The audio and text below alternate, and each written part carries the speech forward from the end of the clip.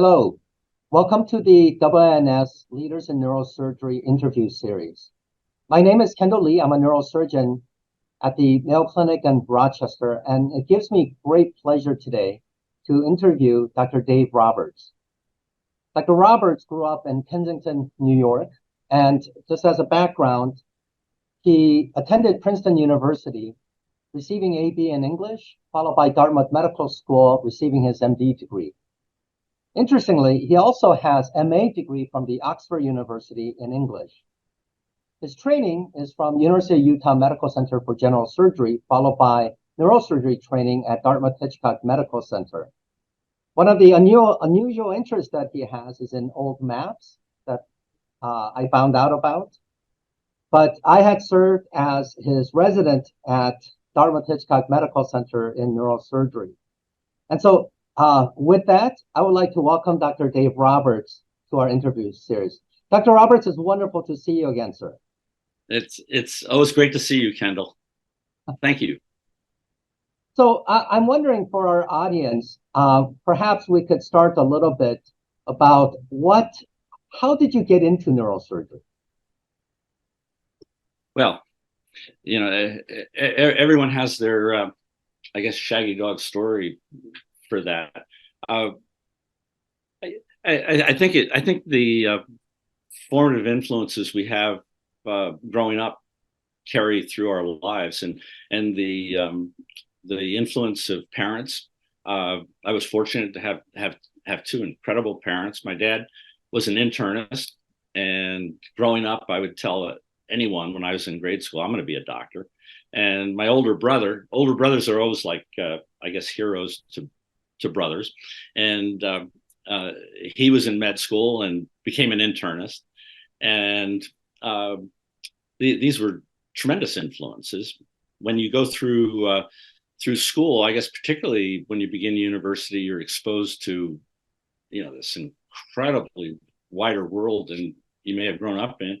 And you think about all the things that you could do, but at the end of the day, medicine's an incredible combination of science and, on the other hand, working directly with people. How then? Why did you then go into English then? That's a little bit. Yeah, no, that was just an indulgence of something I greatly appreciated and enjoyed in university.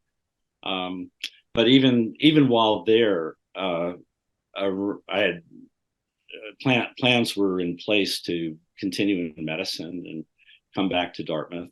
A lot of that was coordinated through Dr. Sachs. But I'm wondering whether, you had served as the editor-in-chief of Stereotactic and Functional Neurosurgery, the journal. And I remember when I was a resident with you, that even middle of the night, you would be constantly working on manuscripts.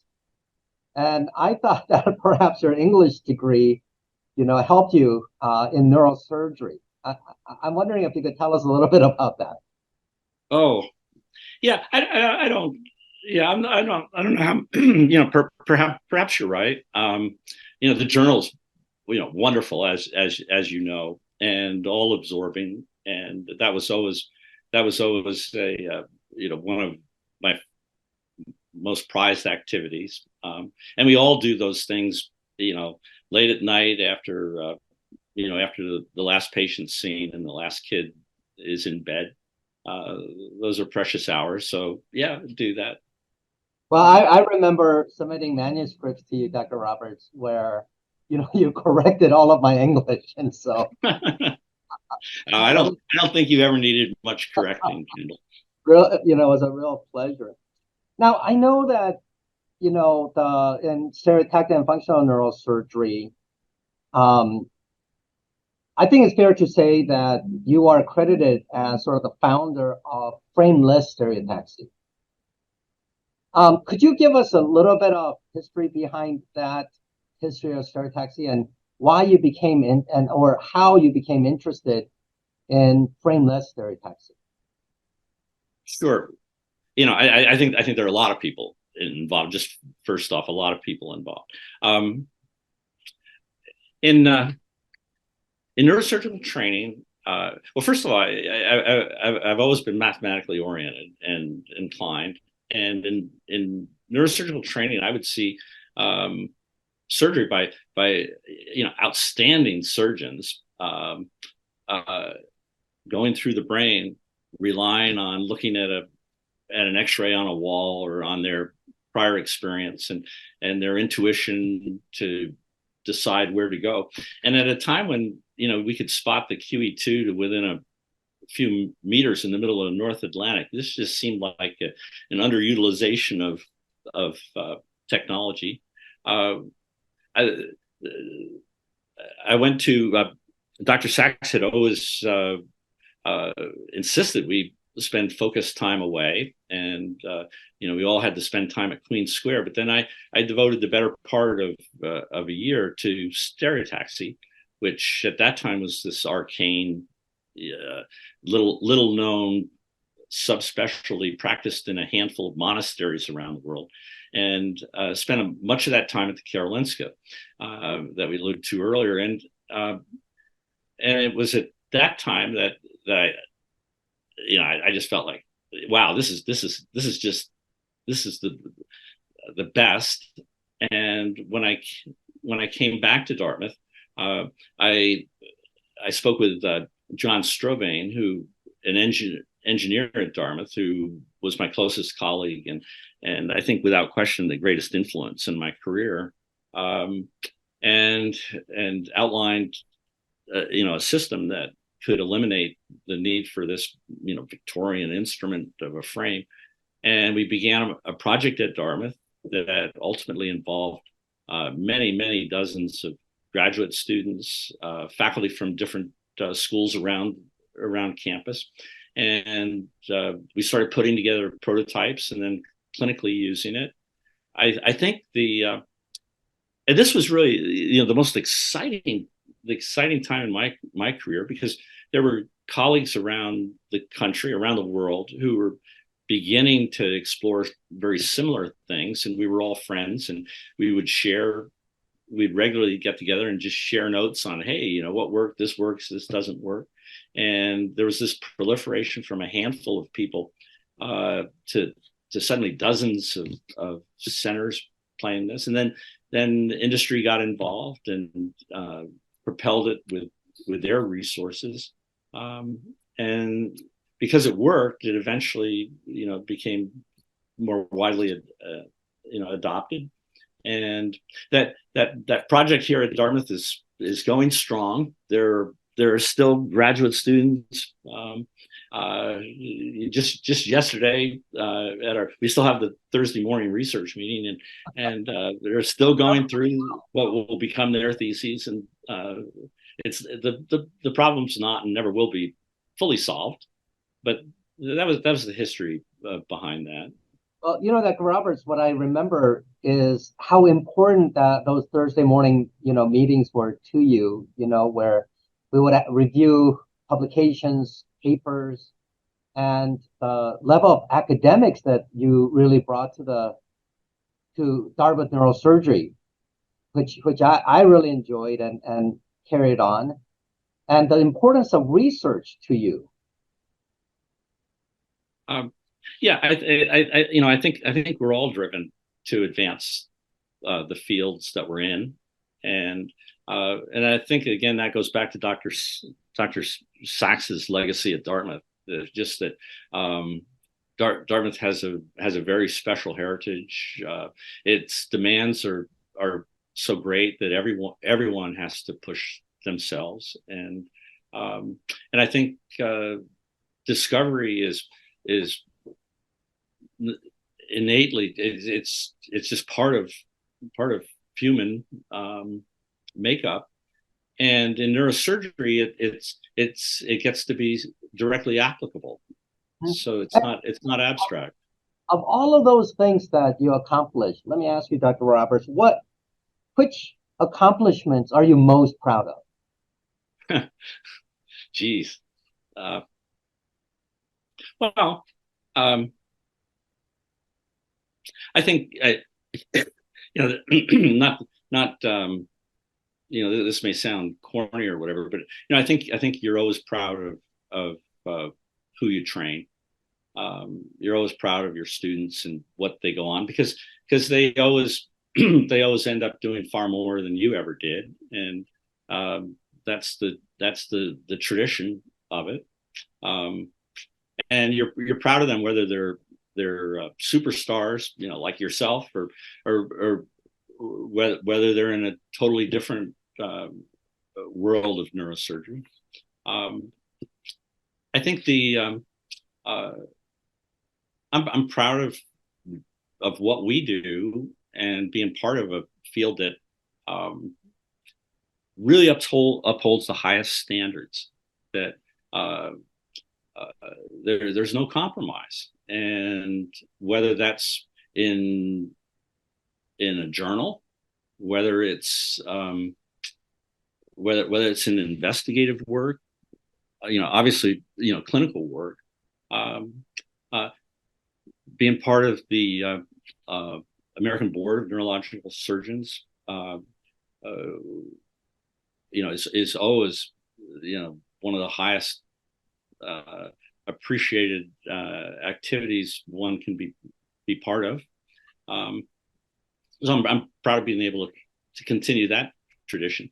I really believe, not to get philosophical, but we create our world, and we create ideals, and those ideals will be founded on principles, values, a lot of formative influences, and it's pursuing those ideals that gives meaning to what we do. And I think that, consciously or not, drives most people. It certainly does for me. So, one of the things I remember, when I visited Dartmouth during your retirement ceremonies, I had the opportunity to give a little speech about you. And I remember that in that speech, I was talking about I had at that time just read a book called Mastery by Robert Greene. And, since this is Masters of Neurosurgery really interviews, I think it's relevant to say there's a line in Robert Greene's book, how do you define a master? And there are a few things that masters seems to have in common. One, for example, they're very unique individuals. But another is, in his book, he put it as, you becomes a master when, and this was a poetic way to put it, is when the dancer becomes the dance. And when I think of you, Dr. Roberts, I think of when the neurosurgeon has become neurosurgery. And, you really epitomize, to me, stereotactic and functional neurosurgery as a master. So I wanted to ask you, like, as you think about your development, what would you say to sort of the younger neurosurgeons that's on their way to mastery, that hasn't mastered it yet? What are the thoughts that you have now that you have, in my mind, sort of become neurosurgery? So we just had a discussion about frameless stereotaxy. And, in our world, when we think about frameless stereotaxy, we think about Dr. David Roberts. Well, I think everyone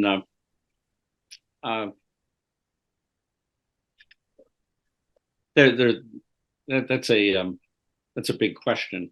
I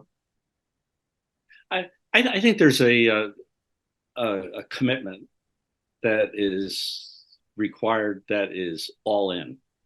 That's why neurosurgery is not a job. I mean, it would be a terrible job, but we all do it, not just for the highs that it has so many of.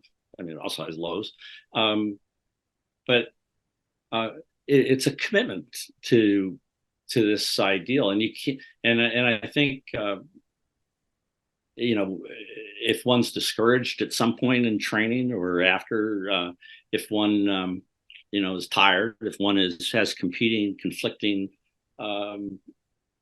issues, the focus and that commitment is has to be whole. And doesn't matter that you never it's never finished, and you wouldn't want it to be, because it's the activity is what it is. So have you, during your career in neurosurgery, because it is a hard taskmaster, have you ever wanted to give up? Oh no, the and you know, it's funny, and maybe neurosurgery. Well, I'm sure neurosurgery obviously selects for itself. It's a very positive group of individuals who go into it, and no, I can't say that ever crossed my mind, and I don't think it does for very many people. What about, I remember one of the operations that you did, and it was a really tough, one of the reasons why I wanted to train with you was your ability to do selective amygdala hepectomies. And these are really tough. The anatomy is really hard. And I do remember a case where you were, we had a complication. It got into sort of the corticospinal tract, and there was some weakness afterwards. Those times I remember how difficult that getting complications were to you personally, which I observed. And I think in neurosurgery, it is not possible to practice neurosurgery without complications. How do you, or what advice do you have for sort of, for all of us, the rest of us who are dealing with sometimes complications? I can tell you, I just had a complication last week, and boy, these are hard times. It's easy to beat ourselves. How do you get through those moments? Yeah, boy, yeah, I don't have any magic answers there. You're right that there are a few things that are harder than dealing with that, and you never ever forget those. But I think again, like life, you have to go on, and hopefully you take something away. So hopefully there's something you learned. I think if you know that you had done your best, and we're human, we all have failings, and but if you do your best, then that's all you can do, and you go on. Hopefully those events are as infrequent as possible. Yes.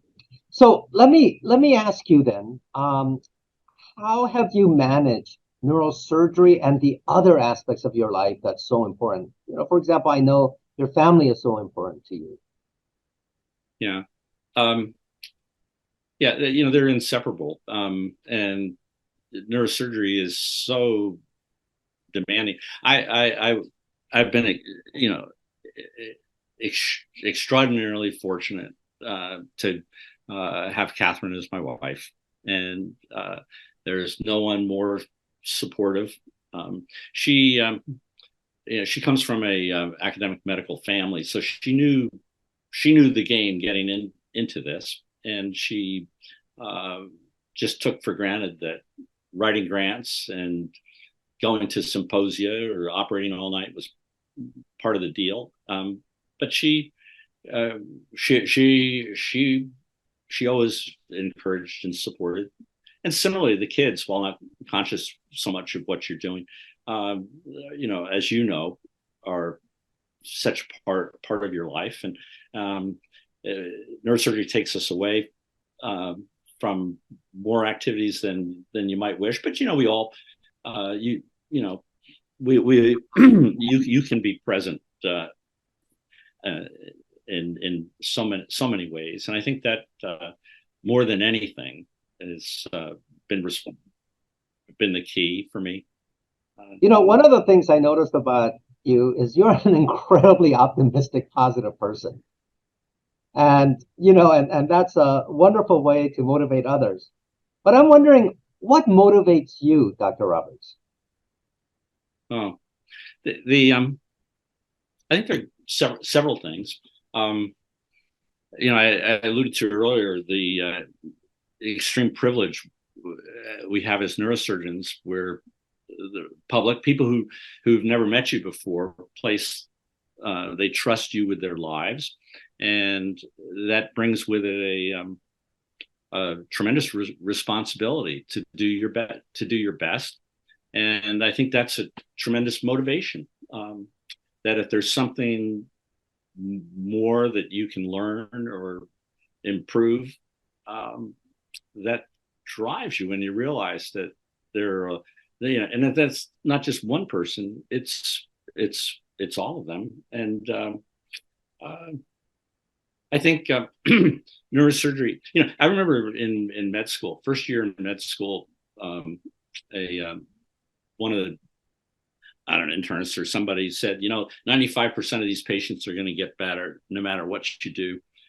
Just don't hurt the other 5%. And neurosurgery is a totally different universe. That when a patient walks into your clinic or your emergency room, it's the most significant event maybe in their lives, and you do that multiple times a day, day in, day out. And um, I think that intensity, that impact that you have is motivates you to not let them down. And that's why you operate all night, and then in the morning, go back in the operating room. And uh, uh, I think the knowing that you can always improve, is a tremendous motivator. That there's that ideal out there, and you try to reach it, knowing that you'll never reach it. But Yeah. it's a very, it's not just neurosurgery, but that pursuit of that is, really keeps you going. Yeah, the other thing that I have to say you had a huge impact on me is you always kept the needs of the patient first, which is, I'm at Mayo Clinic, and that's our vision here as well. And that's why I think I enjoy being at Mayo so much, is that the motto is the needs of the patient comes first. And more recently, I'm becoming understanding more and more that research should be about the patient too, not just academic, and what we talk about here is, and one of my students used the words that, we got to make sure that we do from bench to bedside, true bench to bedside. But a lot of the research we do is actually bench to bookshelf research. And I know that as I observed your career, you really wanted to take your research to the patient. And I'm wondering if there's any advice you could give to our viewers if you really want to help the patient on that side. Um, what have you noticed in your career? What advice do you have? Yeah, so people go into neurosurgery to do something, to make an impact, to help someone. There's no question. There's all kinds of theoretical research that never sees the light of day in other disciplines. But the research that neurosurgeons are involved in gets its. I mean, it has the excitement of discovery for its own sake, but it's driven by the impact it has on others. We're in a unique position because here we are in the operating room, looking at a brain, which is an opportunity that most researchers in neuroscience never, ever, ever would have. And there's a responsibility with that to learn something from that opportunity. I didn't appreciate early on that NIH, with all the funding mechanism that we're all familiar with, there's this, and particularly in academic neurosurgery, you know, there's this purity of what we're doing. NIH is driven by those public, ultimately, you know, they're public funds serving a public purpose, and that's to get that out. That you know, when you know, put your final report in on an R01, you damn well better have shown that that money was well spent by the public, and that they encouraged that. I just think it's an orientation that you just have to keep the part of it is, you know, neurosurgeons are very practical, surgeons are practical, and that practicality is an essential part of neuroscience research. Yeah, you know, as I've now moved the ranks, I'm realizing that the R01, you can't stop at the R01 level. The other level that I'm finding more is the SBI RSTTR, you know, funding mechanisms, Yeah. which are actually much more money, and it's much more focused on getting the technology to the patient, which means now you got to start thinking about business as well. Yeah. And I know that, you know, in our last conversation, you told me that you're, could you tell our audience a little bit about that? Oh, yeah. The you know, I'm not a business guy, and I'm not a financial guy, and that's fine by me. But you know, if you go back to, you know, a lot of the research at Dartmouth that you were familiar with, for a long time, a lot of that, you know, it's very, very hard and something that's regulated as medicine to disseminate technology, to disseminate new practices. And, you know, there are all kinds of, you know, understandable guardrails and whatever on that. And a lot of what we did, you know, was really hard to get out. And it wasn't until we appreciated, and that you're right, the SBIR mechanism is phenomenal. And that the whole orientation of that is that unless these technologies have the resources and the you know, become commercialized, that they will not get outside of your own institution. I mean, you can give that, I guess, to you know, some company and forget about it. But if you want to help drive that dissemination, then doing it that way. And what we did is, you know, one of my closest collaborators here, Keith Paulson, who you know from the engineering school, and I had worked together for many decades on related projects. And Dartmouth, their tech transfer office was incapable of. They really weren't either experienced or themselves have the resources to disseminate that. And they, you know, about 10 years ago, they told the Dartmouth faculty to say, hey, what you run with it, we'll support you, and we'll try to facilitate it. So there were all, and this is happening at universities, you know, around the world. And there was suddenly an explosion of activity from the medical school, from the engineering school, from arts and sciences, Tuck, and that's how it gets out there. And the SBR mechanism was extremely valuable for us in doing that. We're still playing that game, and of course, talking about, you know, the practical delivery of that to the patient, that's absolutely required on those. Yes, so, and building teams that involve so many different types of people, engineers that came to your OR, you know, which also had a huge impact. So I tried to replicate that when I came here at Mayo Clinic. Well, you know, medicine, neurosurgery, you know, it's a team sport, and the degree of expertise now in tiny domains that's required to accomplish anything really requires collaborating with people who are on top of their game, whether it's in nano, AI, whatever, and that's fun. But you know, the hobby research for half an afternoon a week, you know, that went out hundreds of years ago.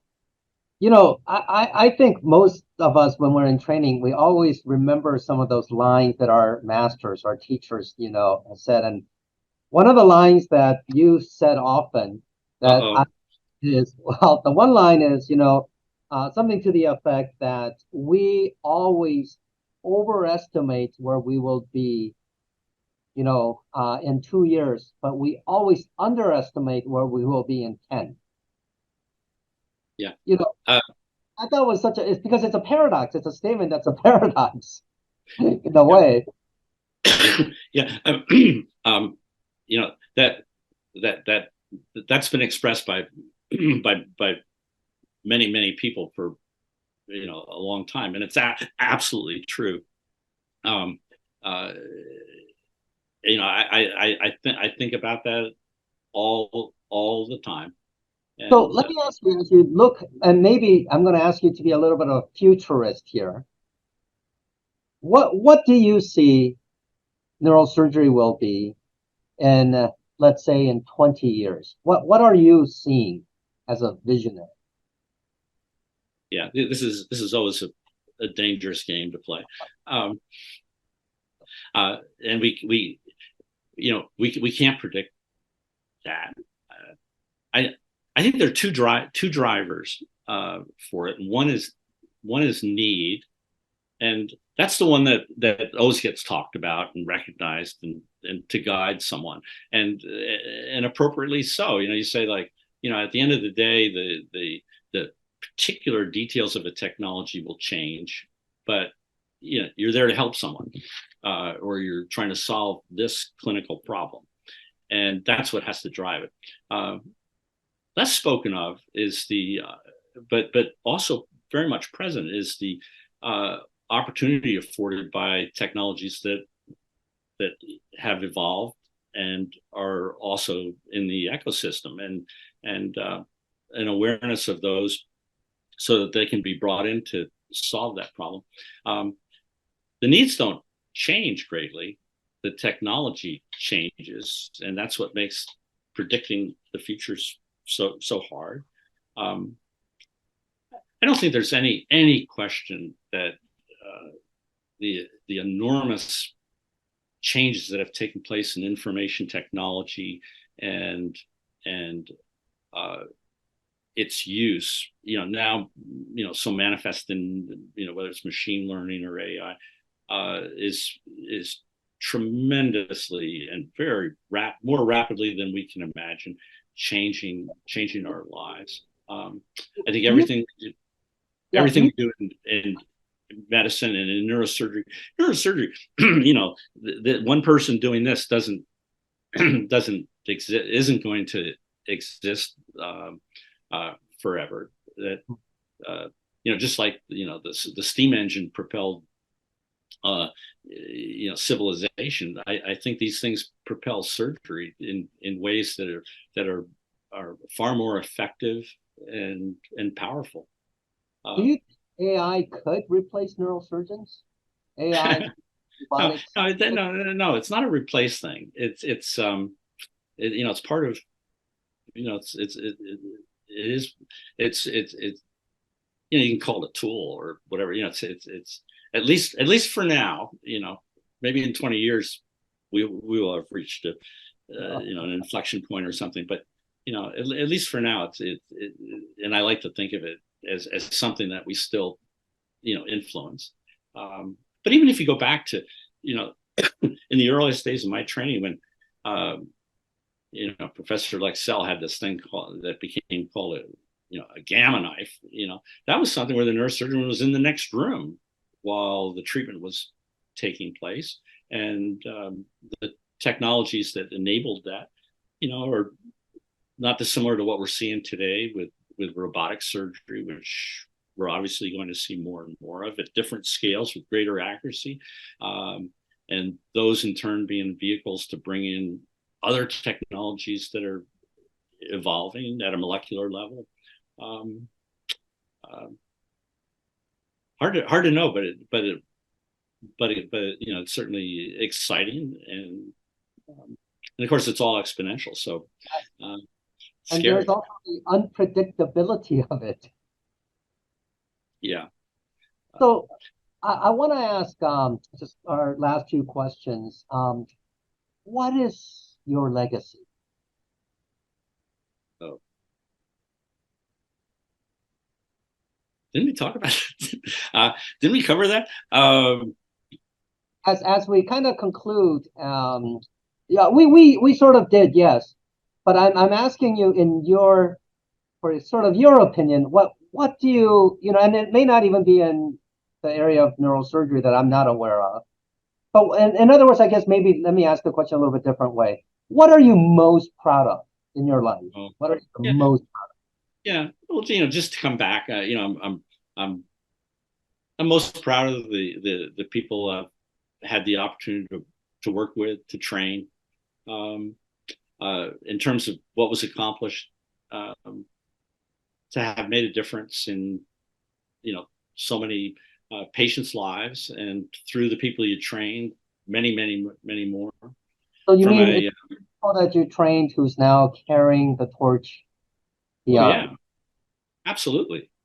That's what you would say. Yeah, and in neurosurgery, the to do that with high ideals and maintaining those ideals is that's just it's difficult to aspire to more than that. How do you is it possible you think that it's that's something that can be taught in a student, or is it something that they already have that you just got to bring out? Oh, it's both. It's both. You know, our actions have more influence than we realize.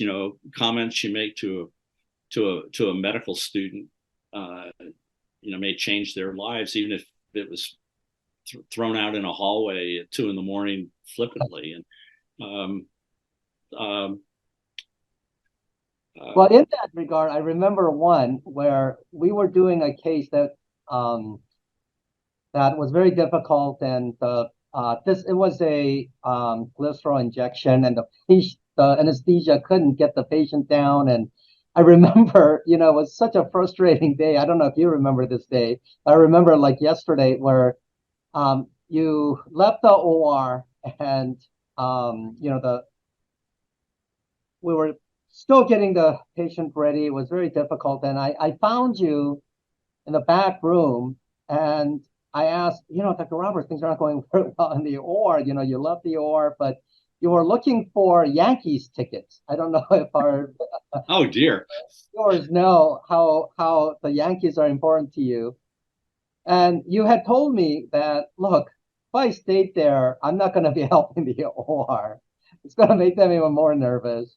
And by leaving that situation, that was the solution. And I remember that because when sometimes it's kind of interesting in that the more you try to control the situation, the less control you have of the situation.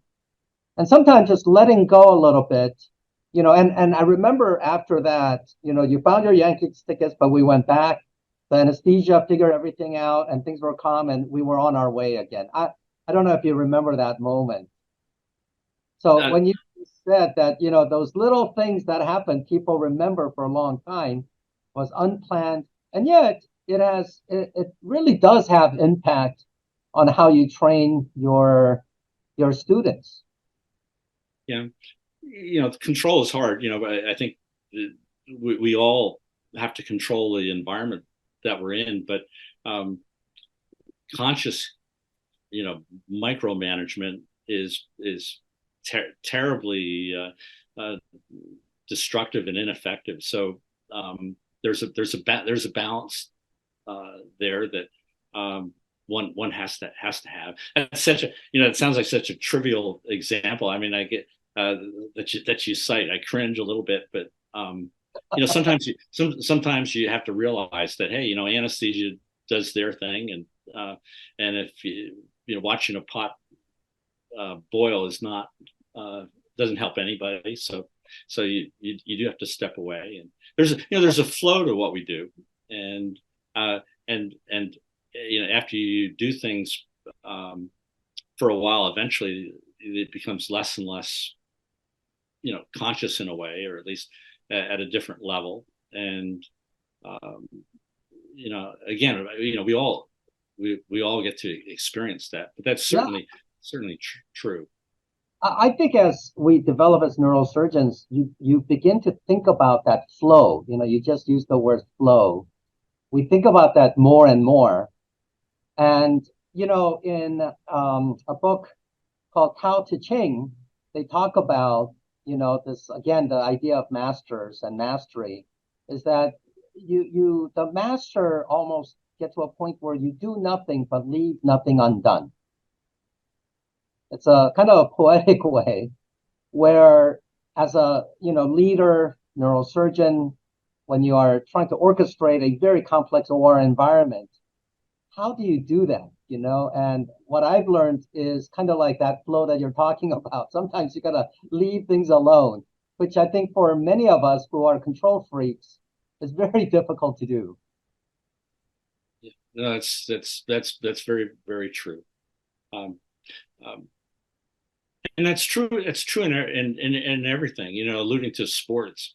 Yeah, you go through a learning stage where you have to think about each step of a movement or an activity. Um, but until those things are assimilated at a level where somebody's just focused on, like, okay, what is it? Is it to put a golf ball, at that location or something?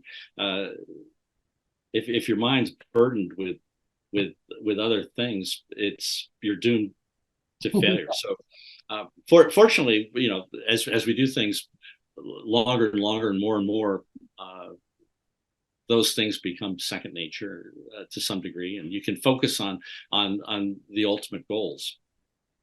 But I think it's important that in order to get to that level, you have to suffer through so much of years and years and years of practice. You can't just jump from a novice to the expert without first thinking about every single little step as well. And then it comes that there's the flow. Yeah. Although, but again, you're still always learning. Um, uh, it's just maybe you don't have to think about some of the first steps as much anymore. But that's true, and I think fortunately what we do is gratifying and in enough ways to keep you going without feeling that it's not a worthwhile activity while you're doing it. It's not all end result. You talk to someone fresh out of training or someone mid-career, they love what they do, and if they didn't, they couldn't do it. And we're extremely fortunate and privileged to be able to do something that captures you that way. Dr. Roberts, let me ask you, is there any other question or any other thing that you want our viewer to know that I Oh collected? no, I think you've been terrific, Kendall, at covering more ground than I ever would have anticipated. So, this has been a pleasure. Well, Dr. Roberts, I really loved interviewing you. I love being trained by you. You're my model. So thank you so much. Well, thank you, Kendall. So with that interview, I want to thank all of you for tuning into our WNS Leadership and Neurosurgery interview. And I wish you all the best. Thank you.